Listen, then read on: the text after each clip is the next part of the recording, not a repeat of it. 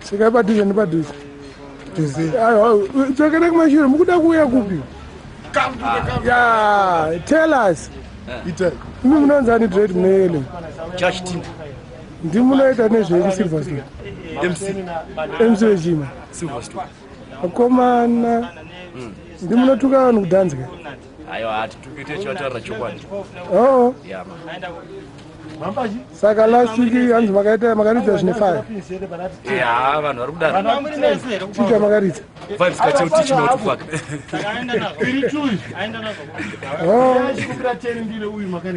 Ko King Robbie. Zviri sei? Hapana low level. Oh. Muri chivo kuSilverstone trade. MC. MC. Oh, mnenge mutaura taura. Uyakuno. Zvine power. Munogara kupi King Robbie? Tachitaura kumadhanza. Munogara kupi? Ndogara mabvuku. Ko zviri kufara gore rino. Malevels ari pari right this time. Mapedzera kuridza rini seSilverstone? Ichiri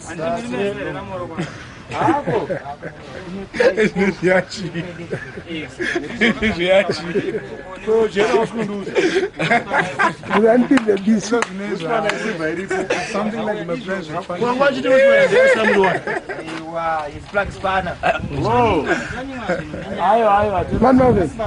Munoita nezvechiko? Selector weSilverstone.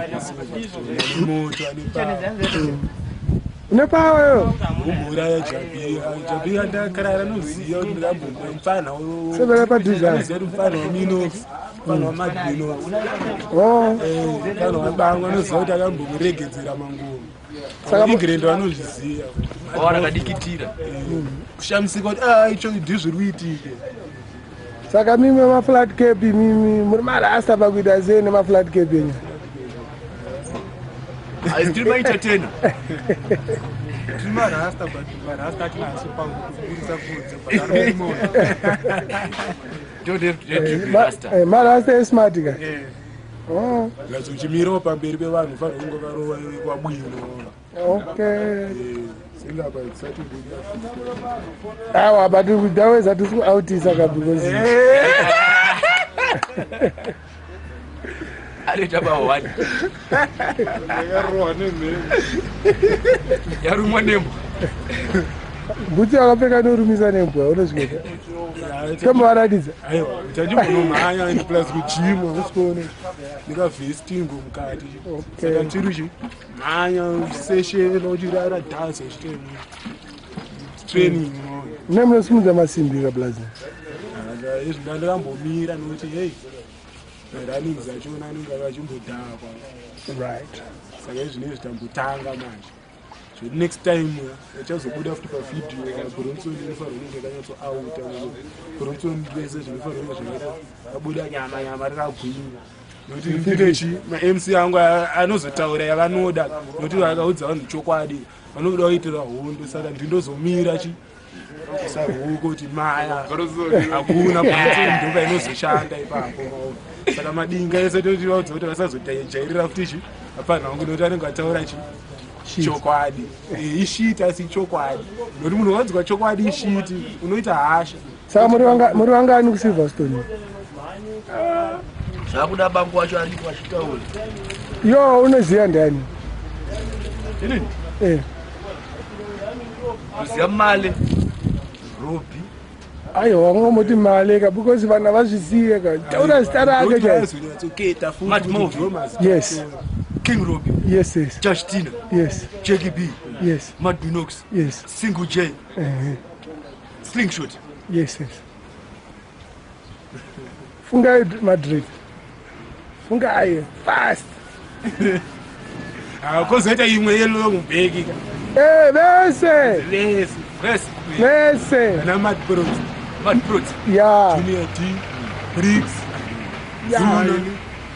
Smiley. Giant. The late MacGyver. Chete munhu wana angokirara usiku. Zvinhu zvachona zvinozokufadza. Asi azvifadzi. Nestle sakapesera kustereo hani saka. Ngemunhu wana angokirara Silverstone. Yese iriko. Vanhu vanogaira kuti vanhu veSilverstone vamwe vachona vakapa. Django Man. Asi vese variko. Na Django. Jango wabounce akakujuka. Aiwa saka akamigrate. Uchatopedzera akuridza. Apedzera akuridza. Aitondinetsera mangome ipapa.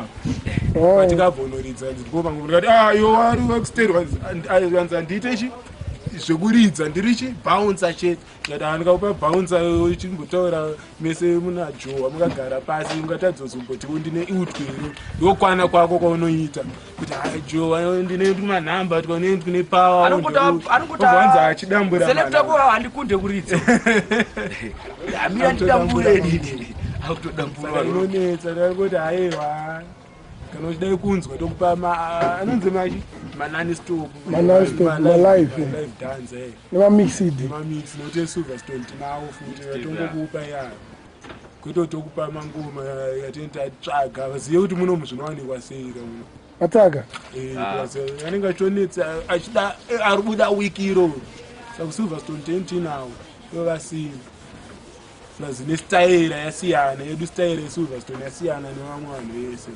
yakajamuka yacho saka ko hanzi Red na Biniman vari kuuya munozvipiwa sei hanzi vari kukoma iri Red akuya hanzi ri Biniman ndakabuda Biniman 16 October ndari musa 16 October 2010 kulayo ndakabhuya festival Delta avanzi bearing rakachipa it says $3 for one pint $3 mabites $3 mabites but hapana beer no oh kwa Biniman